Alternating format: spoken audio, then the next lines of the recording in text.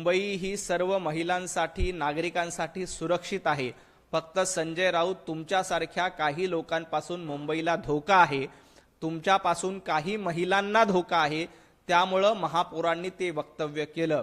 पाटकर फाईल्समध्ये तुम्ही कशा पद्धतीने एका भगिनीला त्रास दिला होता हे देखील मुंबईकरांनी बघितलंय आणि तुमच्यासारख्या काही नराधमांकडनं या महिलांना धोका आहे। त्यामुळे महापौर असं म्हणाले की आम्ही मुंबईत महिलांना सुरक्षित करू। कारण पाटकर फाईलमध्ये तुम्ही कशा पद्धतीने एका माता भगिनीला शिवीगाळ करत होतात हे देखील महाराष्ट्राने बघितलंय, मुंबईने बघितलंय। आणि संजय राऊत तुम्ही मुंबईमध्येच राहता, तुम्ही भांडूपच्या गाढव नाक्यावरच राहता, त्यामुळे तुमच्यापासून महिलांना धोका आहे।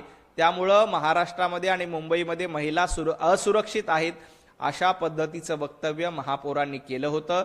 महाराष्ट्रामध्ये आणि मुंबईमध्ये सर्वाधिक महिला सुरक्षित ठेवण्याचं काम गृह खात्यांनी केलंय। रात्रंदिवस पोलीस जागरण करून पहारा करून मुंबईला सुरक्षित करण्याचं काम। मुंबई एकमेव शहर आहे जिथं रात्री 2 वाजता माता भगिनी एकटी फिरू शकतं, इतर कुठल्याही शहरामध्ये फिरू शकत नाही। परंतु तुमच्यासारखे काही लोक, संजय राऊत यांच्यासारखे काही लोक जाणीवपूर्वक महिलांना त्रास देत आहेत, त्यामुळे महिला असुरक्षित ही भावना महापौरांनी व्यक्त केली होती।